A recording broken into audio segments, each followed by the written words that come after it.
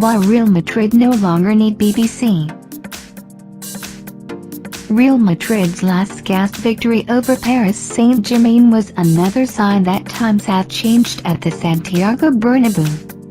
The Moran's formerly all-conquering BBC frontline has lost its privileged place in the club's eyes, and is no longer needed to deliver goals or wins even in Madrid's biggest clashes. Wednesday's 3-1 triumph might just prove a turning point for Zinedine Zidane's men, under heavy pressure having underachieved for much of the current domestic season. The result itself, obtained through two Cristiano Ronaldo strikes and a late third courtesy of Marcelo, is huge, but perhaps even more important for the Champions League holders was the matter of victory. PSG have been in formidable form over the course of 2017-18, and looked more likely to snatch 3 points for large spells of the last 16 encounter. Madrid, however, pulled away in the final minutes with two hammer blows, courtesy of two switches ordered by Zidane on the sidelines. Most notably, at no point on Wednesday were all three members of the BBC on the pitch, with Gareth Bale left on the bench and only flung into the action as a substitute for Karim Benzema in the ultimately decisive last 20 minutes of the game. Without that trio from the off, Zidane shuffled his tactics.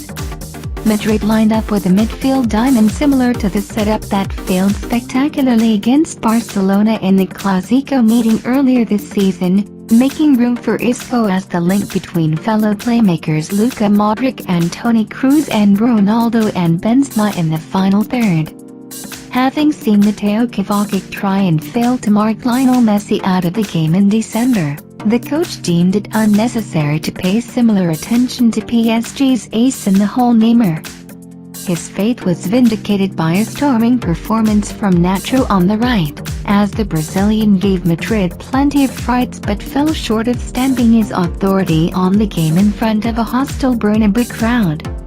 Later, with PSG flagging after an intense start to the second half, the introductions of Bale and Marco Asensio gave the home team devastating pace out wide, which they used to full effect.